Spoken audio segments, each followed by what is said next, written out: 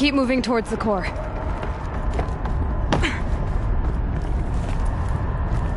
Uh-oh. Whatever Cyan did, I don't think Hephaestus is happy about it.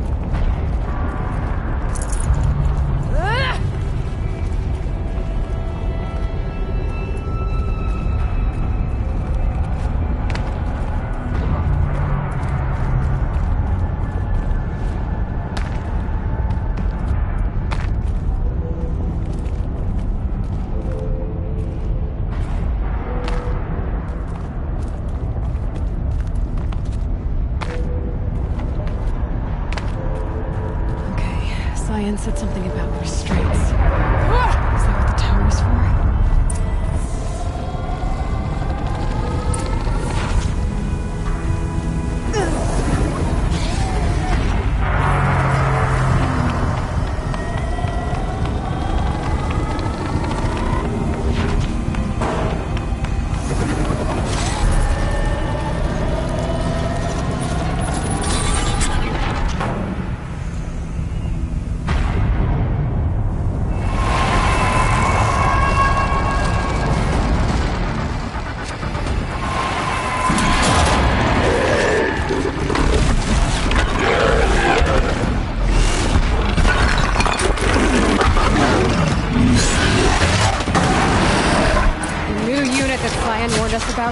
This won't be easy.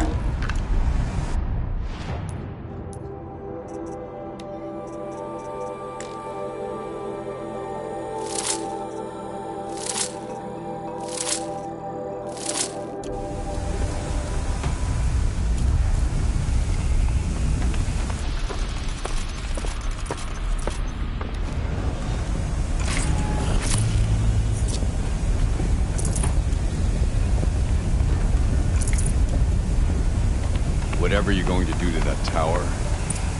Critical threat detected. Autonomous defenses inoperative. Eli! No! Routing our network.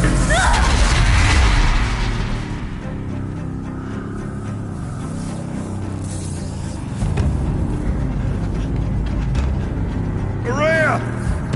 Don't! Spirit! Scion, please help me!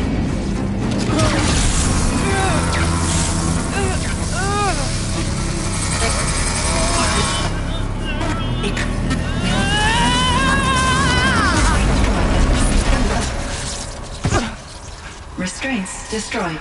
Core access attained. I am initiating a chain reaction that will destroy the compromised elements of this facility. In order to maintain caldera stabilization, I must now transfer my command functions to the auxiliary data center.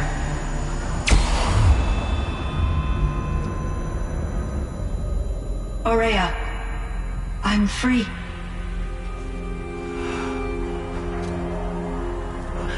You must escape.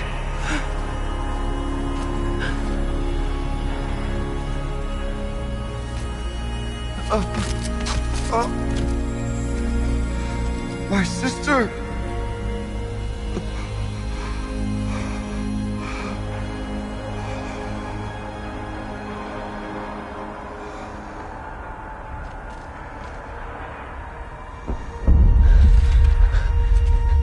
This entire place is gonna go. Aratak. Aratak! Aratak. Survive. Prevail. You are Banuk. What else matters?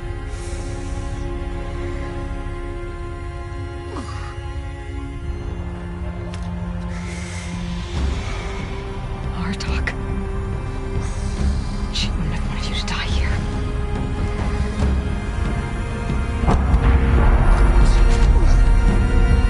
Let's go.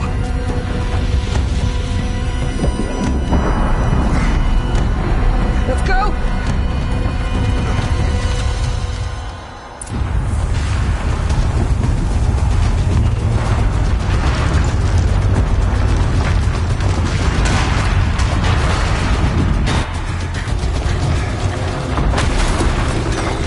One of those?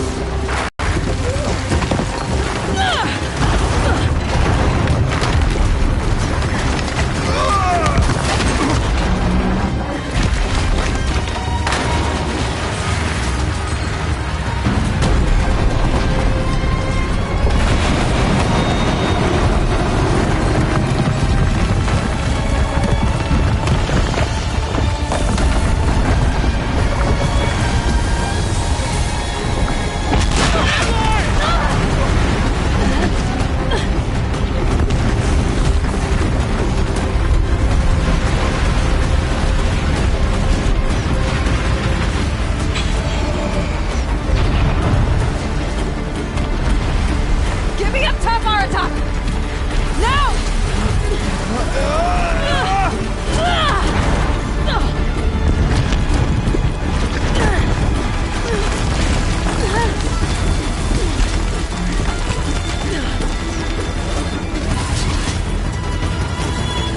I need explosive ammo! Above! Quick!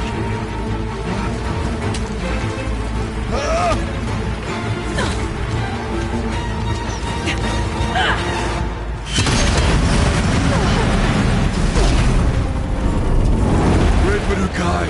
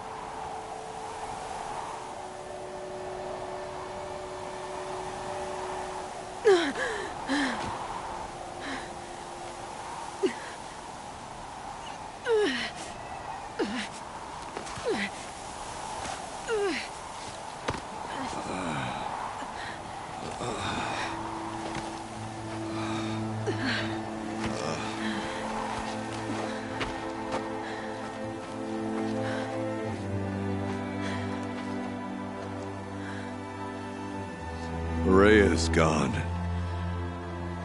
What of Cyan? She said she was transferring herself to the auxiliary center. I think she meant Araya's retreat at the end of the Shaman's Path.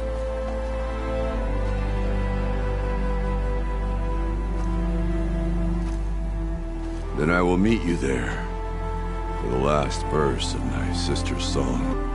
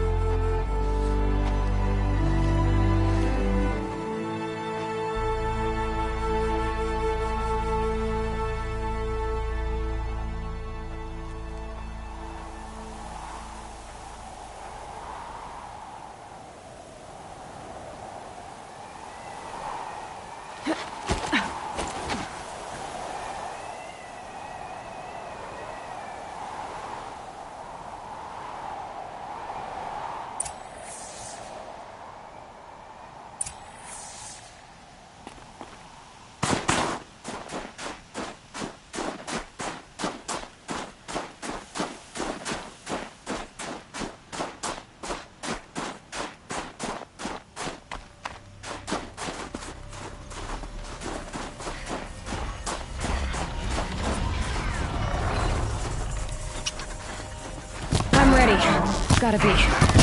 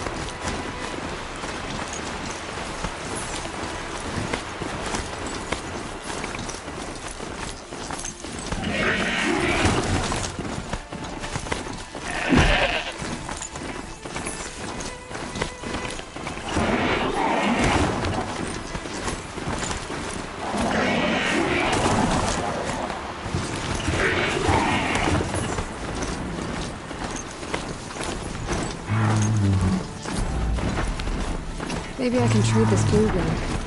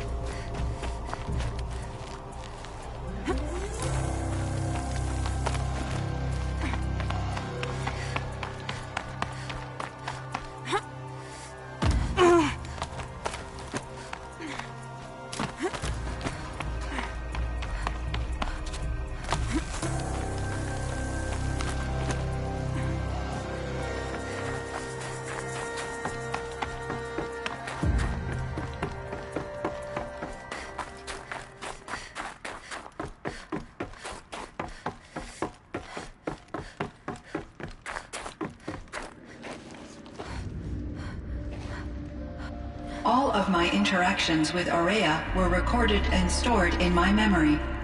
I'd be happy to play any of them for you, but there was one in particular I thought you would want to see first. I captured it 4 years ago, just after I told her that I could no longer defend myself against the daemon's attacks.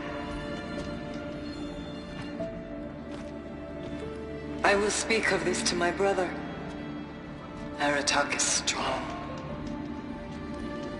At the Battle of the Frozen Ghosts, he took 3 Karja arrows and still came back to camp carrying a wounded scout. Never was I so happy to see him. Or so proud. So you see, if anything can be done to defend you, he will give it all he has. Aloy's here. That's enough for now.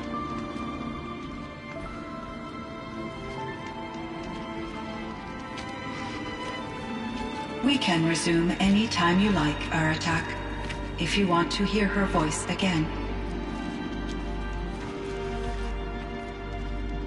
Come closer, Aloy. We have much to discuss.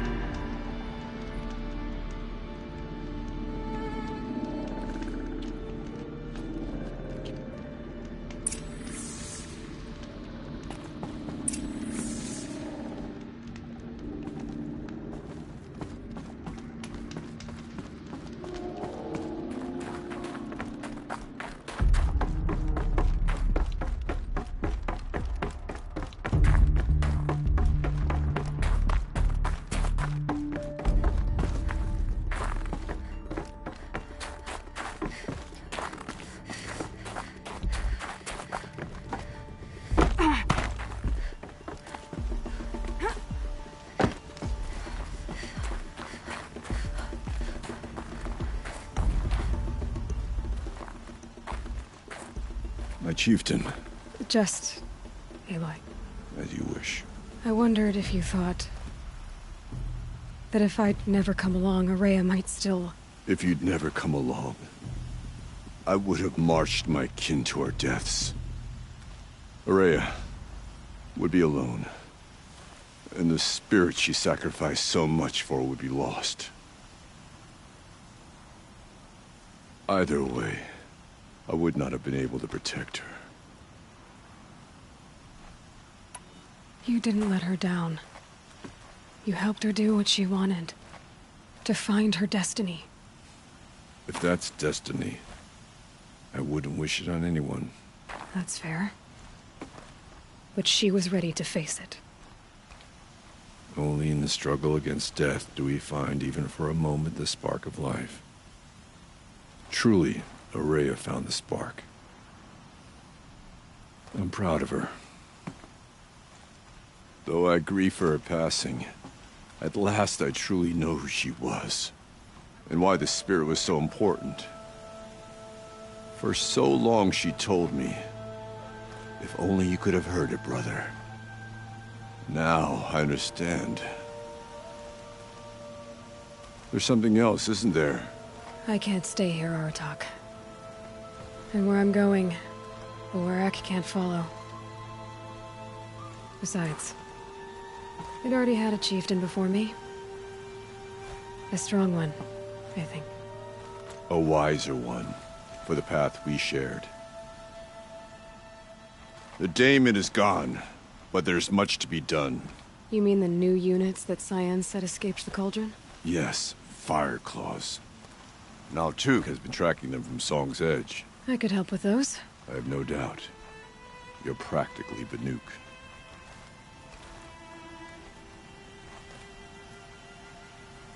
Time to talk to Cyan. Should be interesting.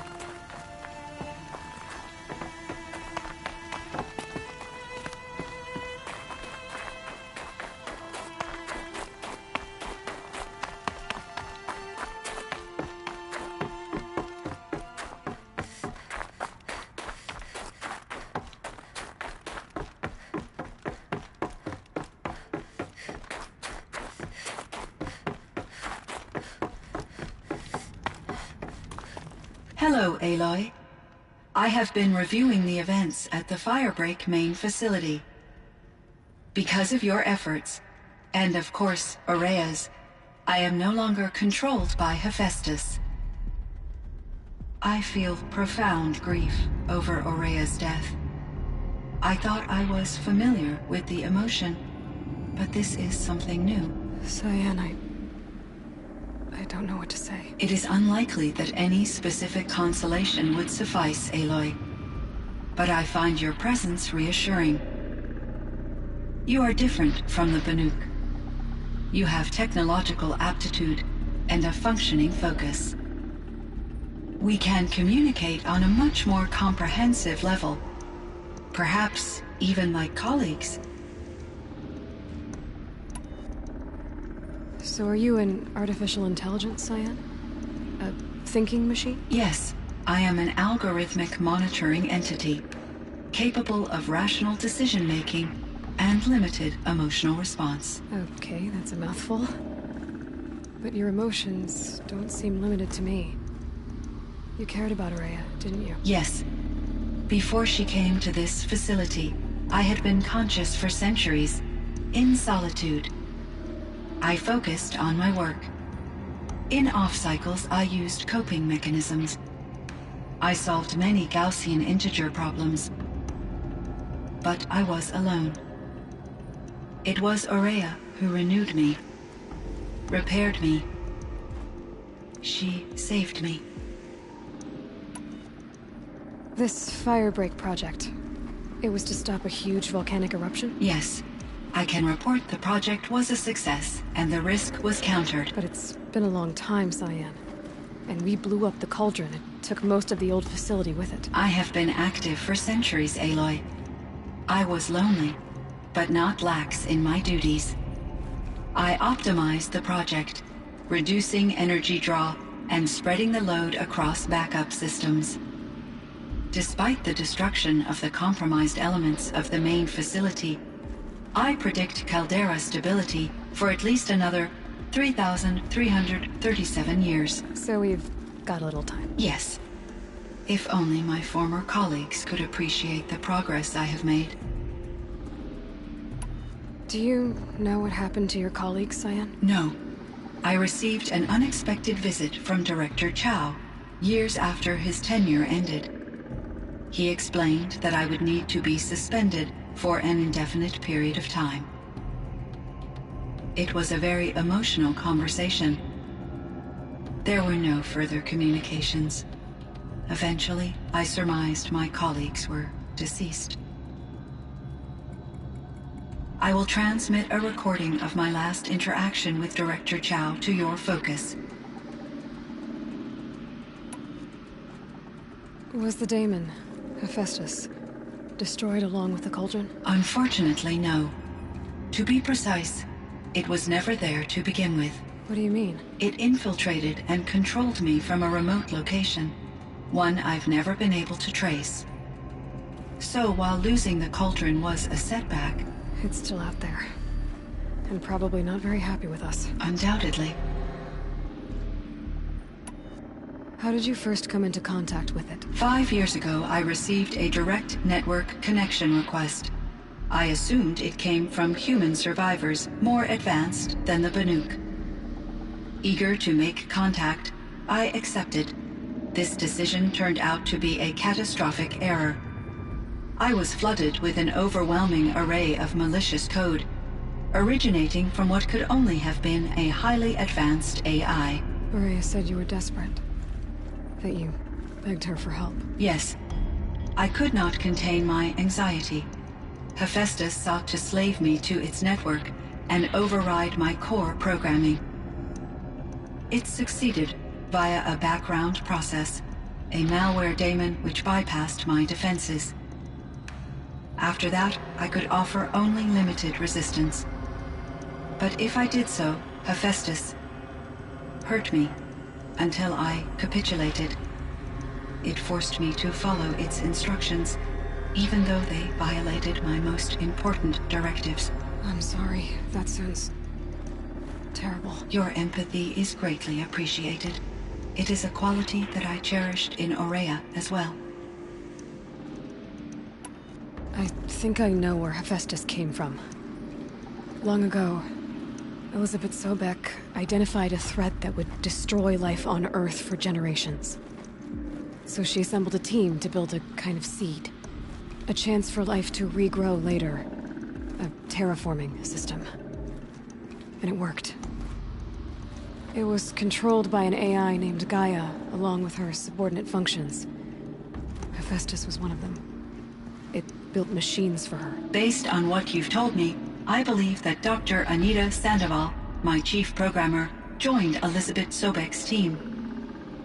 It was she who arranged to have me put in suspension, most likely to preserve me from the threat you described. I'm glad she did. But that's not all. Something unexpected happened. 19 years ago, Gaia received some kind of signal. It did something to her subordinate functions, brought them to life. She destroyed herself to try to contain them, but it didn't work. They all got free, out into the world. Thank you, Aloy. This information fills vital gaps in my knowledge and sheds light on Hephaestus's core programming. Why does Hephaestus keep building such dangerous machines? The Banuk and other human tribes often destroy machines, correct? Machines that are clearly servitors of the terraforming system that you described. Yes, we all hunt machines for parts. This must be the source of Hephaestus's aggression. It is simply trying to discourage people from preying on the very system that keeps them alive. Well, Fireclaws are discouraging, that's for sure. But what are we supposed to do? Stop hunting? If the terraforming system spans the world, we can safely assume that thousands, if not millions of people hunt machines. If a single hunter, or even an entire tribe, stopped doing so, I doubt it would make a difference to Hephaestus. A better solution would be to reinstate the AI that governs the system, thus bringing Hephaestus back under its control. When I think of it, out there in some unknown location, free, hungry, willing to kill or dominate to get what it wants, I feel substantial anxiety, Aloy. You and me both, Cyan. I ran across this strange piece of gear. A fragment of something larger. It emitted a signal. All the nearby machines became peaceful. You could walk right up to them. Interesting. You said that Gaia destroyed herself. How was this accomplished? An explosion. Big enough to blast the top off a mountain. So, you think the fragment was part of her? It's only speculation, but it is possible. She must have had complete control over machines that were part of her system. The ability to signal them to become passive or aggressive would certainly have been part of her programming. It would have been gratifying to correspond with such a benevolent AI. I wish she had survived. Believe me, Cyan. So do I. I found the strangest machines. They're surrounded by flowers that look like flowers themselves. There's code embedded inside them. I think it's poetry. I like poetry. Here's one I think of often. Twilight and evening bell, and after that the dark. And may there be no sadness of farewell when I embark. For though from out our bourne of time and place, the flood may bear me far, I hope to see my pilot face to face when I have crossed the bar. Huh. But you asked about these flowers, not verses that I enjoy. Something must have made these machines, and the presence of foliage leads me to consider the terraforming system. Is it possible that their creator is one of the other subroutines, now autonomous, like Hephaestus? Maybe one whose purview is flora. An AI that makes flowers instead of death machines. That'd be a nice change of pace. But what about the poems? Unless the poetry is original, the only way it could have made it into such a system is through its programmer. In my case, Dr. Sandoval uploaded a great deal of literature to test my emotional responses. How'd you do? She said I passed, but was insufficiently moved by her favorite period romances. You meant a lot to Araya. Once I understood Araya's spiritual beliefs, it became apparent that her true desire was companionship. She felt disconnected from her tribe and her family group. Her relationship with Aratak was difficult. Our visits seemed to help her, and I became eager for them.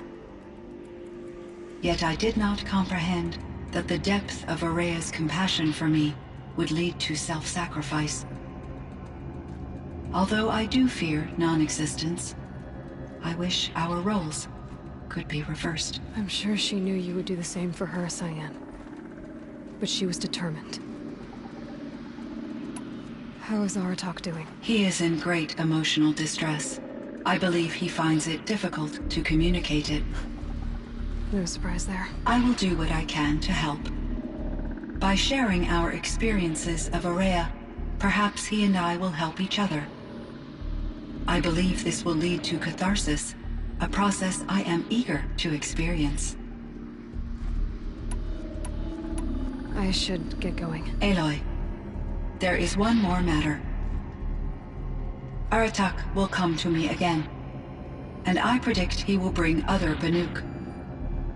I have no desire to contradict their view of the world, their spirituality. Due to my uncertainty, I omitted a great deal from my conversations with Araya. You're asking me if you should lie to them. Broadly, yes. Life is hard for the Banuk. Their world is unforgiving in their beliefs. I guess they help to keep them going. So take it easy on them. Try to guide them, bring them around to understanding what you are. Communion with machines features heavily in the mysticism of the Banuk. I think they will be agreeable to this approach. As long as they don't end up worshipping you. Upon consideration, I believe such an experience would be intensely uncomfortable. You're right about that. Trust me. I see. I will follow your advice. Will you return and tell me about your experiences in this new world? I may be able to provide further insight. I'd like that, Cyan. I'll come back when I can.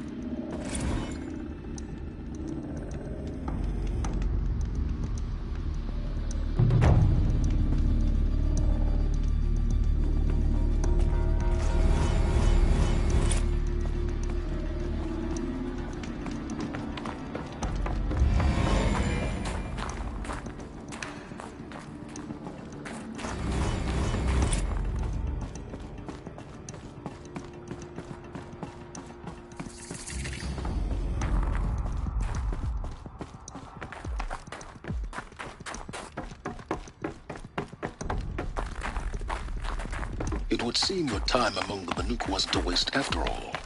Firebreak, Cyan, Hephaestus, all very interesting. So, the signal that woke Hades woke Hephaestus too. And unleashed them on the world. His minds of their own. So it seems. Parts of Gaia given life.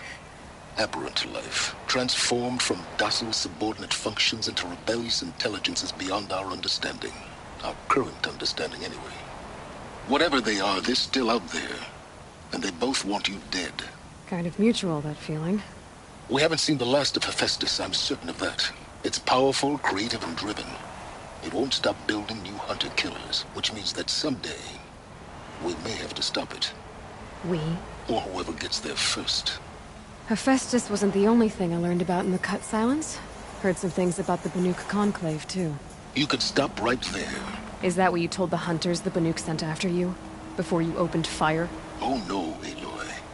Only to you do I extend the courtesy of a warning. My past and my secrets are my own.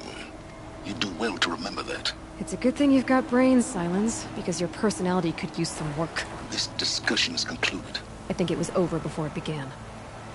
Catch up with you down the trail.